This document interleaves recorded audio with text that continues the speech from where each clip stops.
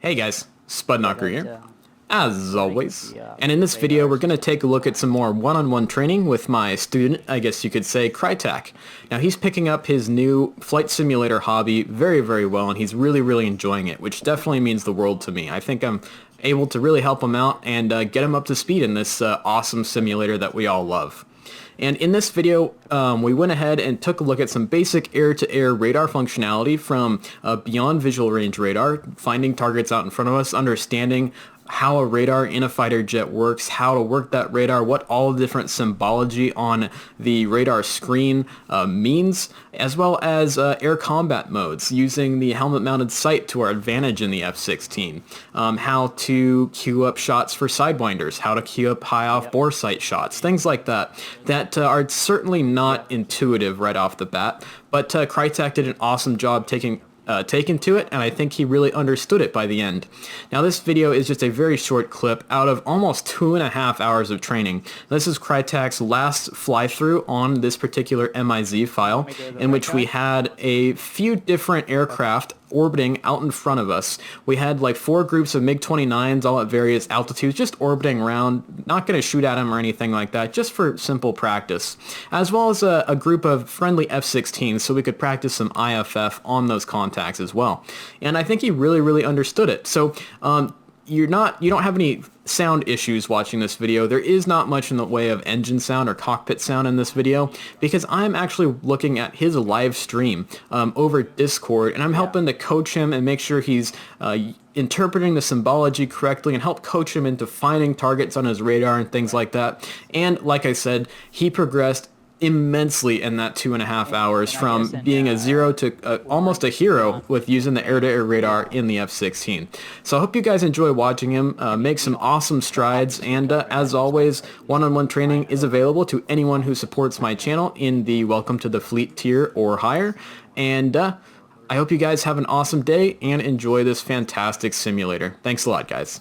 Oh yeah, yeah. Mm-hmm. We kind of want to Same talk. thing. We kind of want to do that. We kind of want to zigzag our way up towards the enemy. So that kind of means like manipulating our radar to make sure that our radar is scanning off to the side and is still able to look for those targets and keep those targets in sight and keep those track files updated while we're flying kind of at a different direction that's not nose on. Got it. So I noticed under CRM there's a 25 and it looks like a 50. Is that how many miles he's away from me? He's at 25,000 feet. It's 50,000 miles, Yep. nautical miles, Yep. or 50 nautical miles. Yep. Because if you notice on our HUD under the F, we've got he's 46 miles away, and he's at roughly about 25,000 feet.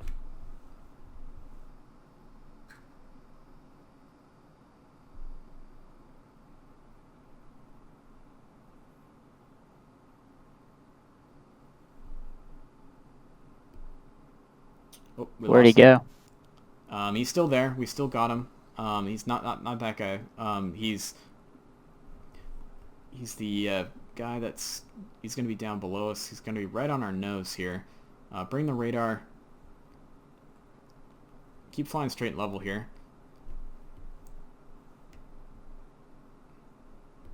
We're looking for 30 degrees. We're in 2-bar scan. Did you accidentally put it in dogfight mode for a second? Is that why we lost those contacts? No. Weird. I'm not sure why it would have just dropped everything like that. Push our scan out to like 40 miles.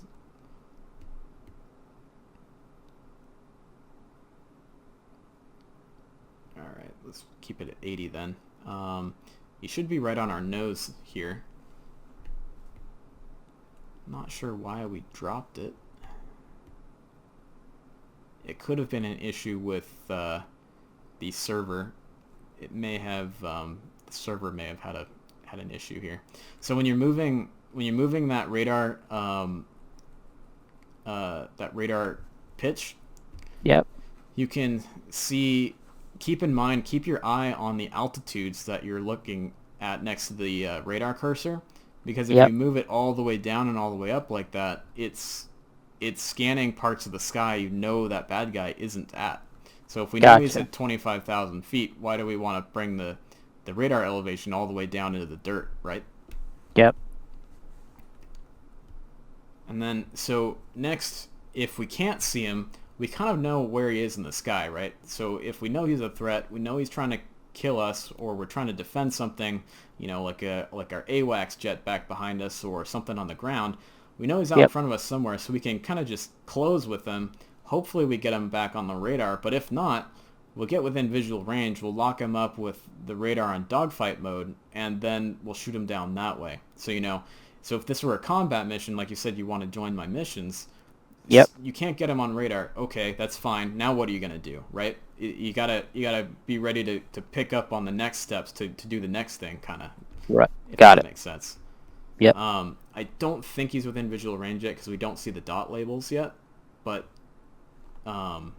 it's just, I was just talking about kind of the next steps here. We're at 17,000. We know he's up at 25. So bring the nose up a little bit for me. And go ahead and bring the jet to the right 10 degrees. Bring us back to a heading of 300.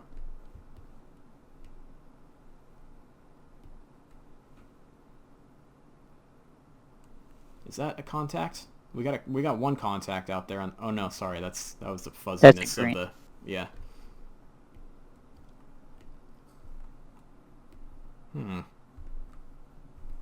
They seem to have activated stealth mode or something.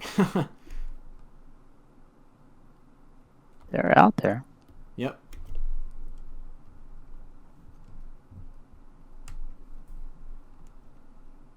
He's heading 271.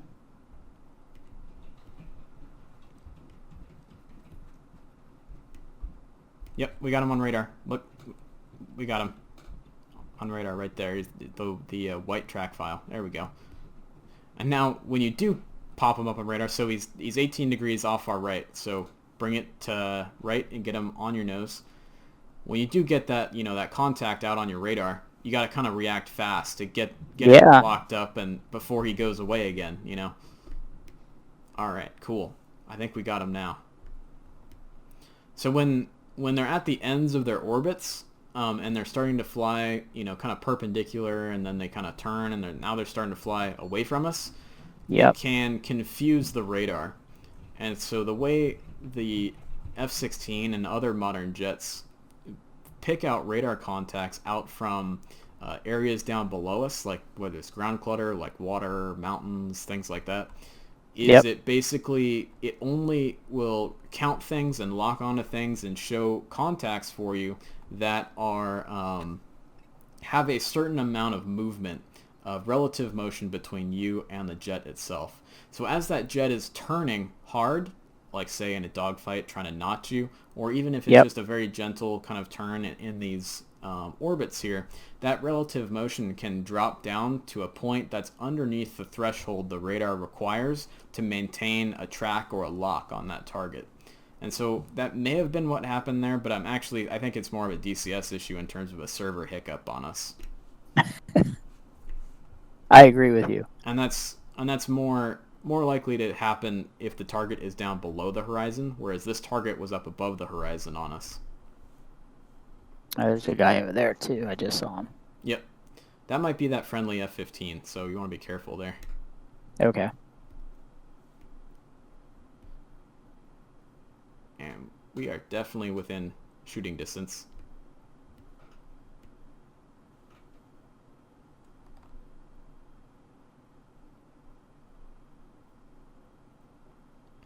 When you're using the AIM-120, I mean, when I know each scenario is different, but are you usually fighting when or shooting it when it's about 10 to 12, 15 miles out?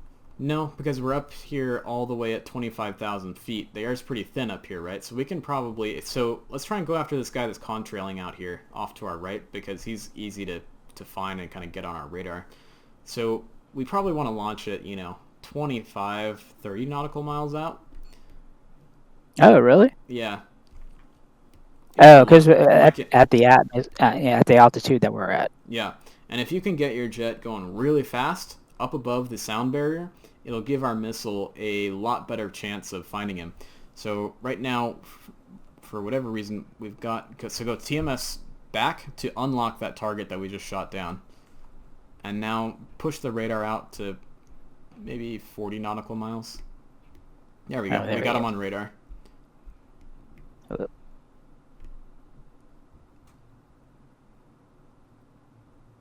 There we go. All right. So bring your nose back onto him. So see that little little circle? Little circle, yeah. put that in the middle of the big circle, then squeeze the trigger. Like that? Yes. No, you're looking at the wrong circle, but that's okay. There's two circles. You've got your velocity vector, and there's a circle that isn't meant to represent an airplane. And splash. Nice. There's another guy back there. Yep. So go ahead and make a 180. And so this time, I'm gonna have you lock a target up from a high off bore sight angle. So as you turn in here, look down on your left console.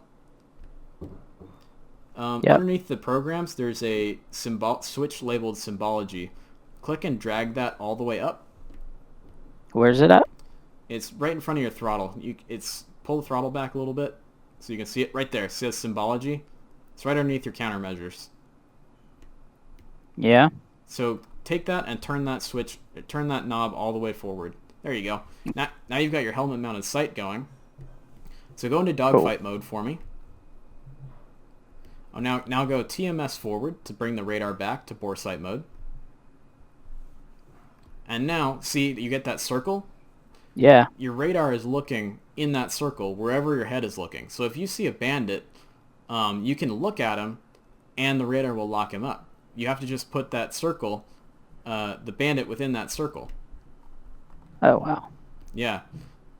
Now, it doesn't work looking behind you because obviously the radar can't look behind you, but it works out to about a 30-degree arc on either side of your aircraft. Yeah, I saw the little... is that the X? No, the X is... See it in the top right there. Yeah, I'm pretty sure the X is actually representing your waypoint, maybe? Now, I'm not sure what it is. I think it's representing back to 0 degrees to bring your head back to the HUD. Got it. Yeah. So if we can find a bandit, we can try it. Do you want me to go to track while scan to look for him, or? No, because I think we're flying right in the middle of that kind of formation of aircraft. Take a look at the F-10. Yeah, see, we're kind of right on top of... We're right in the middle between them. So there's one that's off to our right-hand side. That's off to the coast-ish area.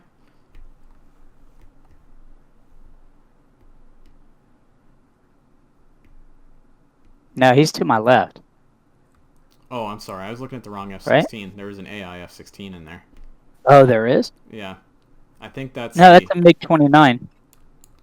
Yeah, but there's a good guy, F-16 as well. I think I was looking at him instead of you. So yeah, gotcha. So there's one off to your left and one off to your right. Yep. The one that's off to your left is down low. He's at 10,000 feet.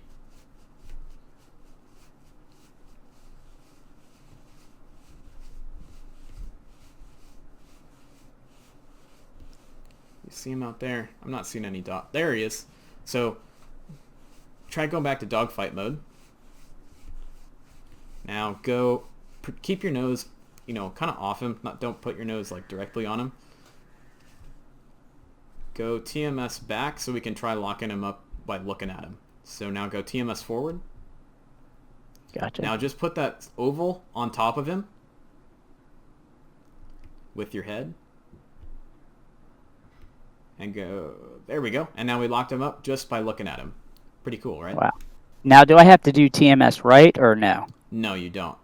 Okay. He's locked up, and you are ready to shoot a Sidewinder at him once you close range. So he's within 4.2 miles. Yep. So you can see that both on your helmet-mounted sight as well as on your HUD. Yeah. And so it's really great because if you're looking over your shoulder trying to find a bad guy or something like that, you can see your airspeed, your altitude, your heading, all these kinds of things that are important without having to look all the way back forward to your HUD. Oop. Oh wait, So but I didn't have tone. yeah, no, you didn't. I'm sitting there like, I got you locked up, dude. Yeah. So radar locks and Sidewinder locks are different. You got to get that tone, right? Yeah. And the Sidewinder itself, because we don't have an AIM-9X on the jet, we have an AIM-9 mic. That Sidewinder needs to be, you need to fly your HUD onto the target, because that Uh, flashing diamond is actually where our Sidewinder is looking. Gotcha. Yep. So I can't. Okay, I got it. If we had an AIM-9X, the Sidewinder would be looking the same spot you were looking. So there's tone right there.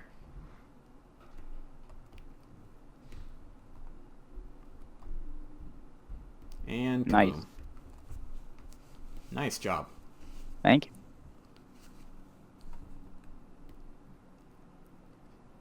It's pretty satisfying when it all comes together, right? Oh, it really is. Yep. Do you know? So, if I may, I Yeah. think what's really cool and what people don't realize. I don't know if you remember that guy, and I watched a lot of his videos when I was flying to A10. Is that dude Bunny Yap? Yeah. And what was really good that he did was like he would look down at his, at the stick and say he would go, okay, we're going TMS forward long. And he Yeah. would like walk you through it. I Yeah. think if you like watch some other guys, they'll just like, this is what we're doing, and it's like, well, okay, I don't really know. Yep. Maybe it's just me. I Yeah. think a lot of people don't really kind of explain too much. They don't go, okay, I'm going TMS forward, TMS right. You know what I mean? It may seem Yeah. laborious or boring, but I don't know. No, it's important. It's what you have to do to learn. If Yeah, people don't expound upon that, then you're not going to learn it. You're just going to watch and be like, oh well, he can do it. That's kind of cool. yeah, exactly, Um, exactly, um, exactly. yeah. So